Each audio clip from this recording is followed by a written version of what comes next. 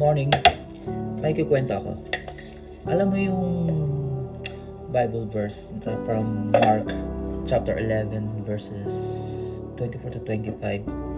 Sabi ni Lord ni Mark na whatever you ask in prayer, believe it that you receive it and it will be yours. So this morning parang nagre-reflect ba ako kasi nabasa ko na naman siya somewhere sa social media and sabi ko, totoo talaga tong verse na to kasi ilang beses ko na napatunayan lahat ng prayers ko na pinagpipray ko at nilapit ko kay Lord talagang naging totoo. Way back na lang nung example na lang nung parang nung elementary students pa lang ako, sabi ko kasi ng elementary students kasi ako gusto ko na kasi mag-abroad talaga. So sabi ko pagka-graduate ng high school mag-abroad ako para makalipad ako, no? Pero after ko graduate ng high school hindi nagkatotoo yun kasi parang nagtrabaho muna ako sa factory noon tapos nag-college tapos nag-apply ako abroad. So nilapit ko na naman kay Lord yun na sana makapag-abroad ako para ma-experience ko naman lumipad ganun. Alam yun, tinupad ni Lord yun. So totoo talaga na pag nilapit mo kay Lord at pinagdasal mo sa Kanya, if you believe it, you will receive it. Tapos yun na, nakapag-abroad na nga ako, no? Tapos pagdating ko sa abroad, syempre may kontrata yun. 2 years yung contract mo. So, parang makukulong ka. Hindi naman makukulong. Parang mag-i-stay ka lang sa isang bansa ng 2 years. Gusto kong mag-abroad ng different countries, no? Sabi ko. Tapos, pinag-pray ko na naman kay Lord, no? Na, Lord, sana mapuntahan ko naman yung ibang bansa. Gusto ko lumipad ulit. Sabi ko ganun. Inilapit ko na naman kay Lord yun. So, comment for the chapter 2. So, ito yung continuation ng kwentuhan natin about dun sa Bible verse ng Mark chapter 11 verse 24 to 25, no? So, ayun na, nakapag-abroad ako. So, dahil nga demanding ako kay Lord, sabi ko, nag-pray na naman ako kay Lord. Sabi ko, Lord, gusto ko mag-abroad ulit kasi gusto ba mag-visit na ibang country, Lord? Kasi 'di ba pag nakakontrata ka, doon ka lang sa bansang 'yon. Hindi ka pwedeng mag-tourist, gano'n, tatapusin mo talaga yung kontrata mo. So, nung natapos yung kontrata ko, umuwi ako ng Pilipinas. Pinag-pray ko na naman kay Lord. Lord, gusto ko mag-abroad na naman ulit. Gusto ko, parang ayoko ba magstay sa Pilipinas. Parang kating-kati yung pa ako na umalis ng Pilipinas noon. Siyempre, aside from gusto ko mag-earn money, gusto ko yung experience na ba na pupunta mo yung iba't ibang bansa. So, pinag-pray ko kay Lord yun. So, nag-apply ako abroad ulit pa Saudi. Tinupad na naman ni Lord yun. Pinalipad niya ako pa Saudi Arabia. So, may kontrata ako 2 years. So nandun, nagtatrabaho ako 2 years. Dahil nga, 2 years yun, ang pangarap ko talaga, mag-tour, mag-visit ba? Hindi yung parang 2 years, ganun. So, pinagpipray ko kay Lord, sana naman one day, magawa ko naman yung mag-tour lang ako, tapos uwi ng Pilipinas, trabaho, tour, balik to, uwi ng Pilipinas, trabaho. So, natapos yung kontrata ko sa Saudi Arabia. So, uwi ako ng Pilipinas. Pahinga muna ako. Parang napagod ba ako. Pahinga muna ako. After 3 months, nag-apply ako. Parang in-invite ako ng kaibigan ko na nagtatrabaho sa real estate. Nakasama ko dati sa Doha, Qatar. Nung first abroad ko. Sabi ko, try mo lang dito, ganyan. First, second attempt na tinawagan ako. Hindi muna kasi parang gusto ko abroad talaga eh. Parang wala naman talaga sa isip ko magtrabaho local eh. So, pangatlong tawag for interview, pinuntahan ko na kasi nakakahiya naman, nirecommend ako ng kaibigan ko. So, yun, in-interview ako ng parang manager, no? Ng supervisor pala, sabi niya, what if, ganun, i-hard kita, ano gagawin mo? Tawag dito, aalis ka pa ba ng ibang bansa? What if mag-earn ka ng ganito kalaki, yung doble sa kinikita mo? Sabi ko, yes, parang gusto ko pa rin talaga mag-abroad. Pero despite na ganun yung sagot ko, tinanggap niya pa rin ako. So, nagtrabaho ako dun sa company na yun. So, yung ginawa ko, trabaho lang, benta, trabaho. So, nagkakaroon ako ng commission. Tapos, naging top seller pa ako dun. So, ang bait ni Lord, di ba? Ginawa pa akong top seller.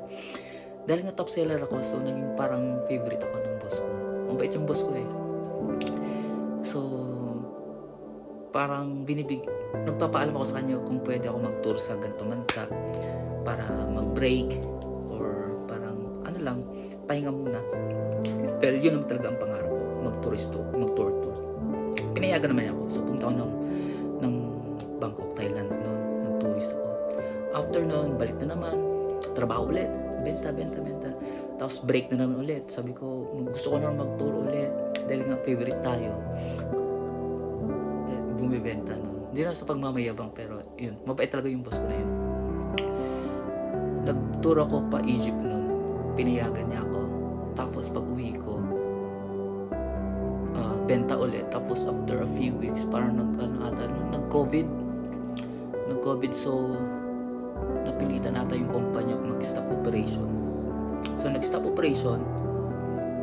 Tapos ayun, sa bahay lang ay tambay, pahinga. Tapos prayer lang. Parang dasal ako kay Lord. So Lord, sana matapos itong COVID na to. Sana makapag-abroad ako ulit. Ganun. Alam mo ba,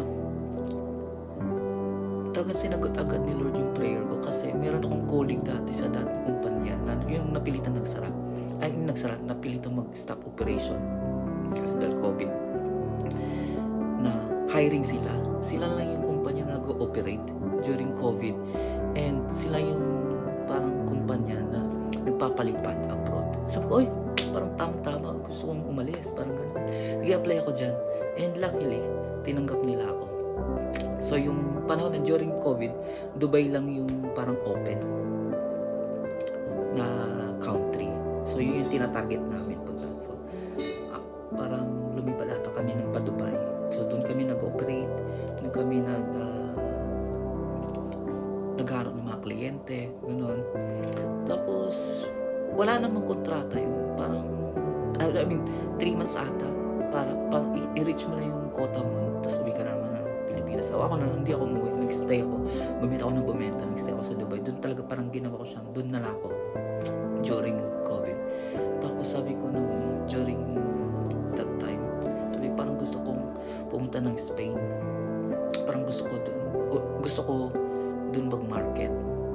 Doon ako magbenta, maghanap ng kliyente, ganun. Kasi nga Makati yung paa natin. So piniray ko kay Lord yun. Sana Lord, makamunta man ako ng Barcelona, doon ako, payagan mo ako na doon mag-market. Doon ako maghanap ng mga kliyente. Hanggang sa, yun, kukwento ko sa'yo next time yung pagpunta ko ng Spain. So, ito yung part 3 ng kwentuhan natin regarding sa Bible verse ni Mark, chapter 11, verse 24 to 25. So, yun na, nasa Dubai ako, no? Ba doon tayo nag-stop? So, nasa Dubai na ako, pero nangarap pa rin ako pumunta ng Europe. So, sabi ko, pinagpipray ko kay Lord na, Lord, sabi ko, sana makapunta naman ako ng Spain. Sa Barcelona, doon ako magma-market. So, yun, pray ako ng pray kay Lord. Tapos, yung ano naman nun, di ba, nasa kumpanya ako nung pag-market nun. So, nawawalan ako ng benta. So, nawawalan na rin ako ng allowance. So, pero hindi ako pinababayaan ni Lord nun kahit wala akong allowance nun. Nasa Dubai ako nun. Talagang, ano lang ako, para ba, yung pinoprovide lang ni Lord. Hindi ko alam kung paano eh. Pero na-survive ko yung 2 years in Dubai na wala masyadong, hindi ko naman naramdaman na na hindi enough yung pera ko. Pero alam kong wala akong masyadong pera noon. Pero nasa Dubai ako, wala akong trabaho. Umaasa lang ako doon sa kumpanya na nag-deploy sa akin sa Dubai. Pero dahil nga walang benta, walang komisyon, walang allowance. So, syempre dadating tayo doon sa part na hindi ka talaga makakabenta lagi-lagi. So, dadating yung point na mamawalan ka talaga ng benta. So, yun. So, nawala yung pangarap ko munang pumunta ng Spain. Nag-focus muna ako kung paano ako mag-survive sa Dubai. So, ginawa ko, nag-enroll ngayon ako ng nursing assistant dun sa Filipino Institute sa Dubai. Pero, hindi pa rin ako nag-stop mag-pray kay Lord. Humingi sa Kanya na, Lord, sana pa-abroadin mo ulit ako. Sana sa ganitong bansa ako makapunta, ganito, ganyan. Tapos, pero pinagpapatuloy ko pa rin yung pag-aaral ko as a nursing assistant. Tapos, eventually, may namit ako, classmate ko siya. Yung kapatid daw niya, nasa England na. Tapos, kunento niya kung paano nakapunta ng England yung kapatid niya. Nag-apply daw sa isang agency, ganyan, na nagbibigay daw ng employer. So, sabi niya, try natin. Tapos, pinasa lang daw yung IELTS. Tapos, IELTS, yun yung parang English test exam para, isa yung requirement para makapunta ng England. So, tinry ko yun. So, after ko makagraduate nung nursing assistant, tinry ko mag-apply nun sa agency na yun, na parang nagpo-provide ng employer. So, it took like parang 3 months lang pag-i-stay ko sa agency na yun. Tapos nagkaroon ako ng employer pa England. Tapos pinagpipray ko lang kay Lord noon na, Lord, ikaw na pong bahala. Bigyan mo lang po ako ng employer na mabait. Tapos yung hindi ba ako mahihirapan, yung parang smooth lang, Lord. Alam mo ba, ang bait talaga ni Lord kasi binigyan niya ako ng employer dito sa England. Napakabait. Tapos, hindi mo walang problema talaga. As in, parang yung smooth lang yung transaction. Kasi 3 months lang, parang training ko 3 months. Nag-start ako noong January. Tapos, nagkaroon ako ng interview April.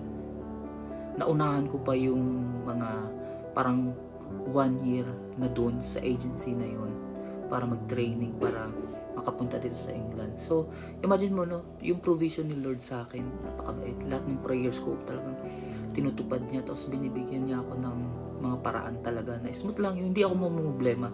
So, to make the story short, natanggap ako. So, May 2023, pumunta ako dito sa England. Trabaho ako. Wala akong problema. Thankful and grateful ako dun sa company na nag-hired sa akin, and of course kay Lord Del, binigyan niya ako ng employer. Tinupad na naman niya yung prayer ko na bigyan ako ng employer na mabait at walang problema. So yun nga. Tapos alam mo ba, nung nandito na ako sa England, meron pala sila dito yung work balance na tinatawag. Work balance yung trabaho, tapos merong life. Hindi yung puro trabaho. Dito kasi trabaho, pahinga, trabaho, pwede ka mag-travel, ganun. So, alam mo yun, na-realize ko, na-reflect ko na, ito yung parang pinipray ko dati, di ba, Lord, na bigyan mo ako ng trabaho, at the same time, makapag-travel ako. So, ito yun. Kasi nung nandito ako, meron kami mga annual leaves eh. So, pwede ka yung annual leaves mo yun, pwede kong i-apply. Tapos, parang day off mo siya. Tapos, i-apply mo siya. Parang last year, nag-apply ako. Alam mo yun, nag-travel ako pa Rome. So, travel ako pa Rome. Ang ganda, kasi trabaho, travel. Yun ang pangarap ko dati. Yung parang, yung tinatawag nilang life balance, baga. No? So, this year, nag-apply ako ng annual ulit. This April, magta-travel ako pa Barcelona. So, ang galing, no? Dati pinapangarap ko lang pumunta ng Spain, Barcelona. Ngayon matutupad na. So, hindi talaga imposible kay Lord na if you truly believe, whatever your prayer is, if you truly believe it, and you will have it. Just have faith. Wala namang mawala, have faith. Tapos, si Lord naman makikita yan sa puso mo kung talaga yung ano yung nilalaman ng puso mo. Ano yung ninanais mo. Siya yung nakakaalam ng lahat eh. And, yun lang yung ginawa ko in my life. Talagang, bahala ka na Lord. Basta ito yung prayers ko. Ito yung gusto ko. Tapos, bahala ka na.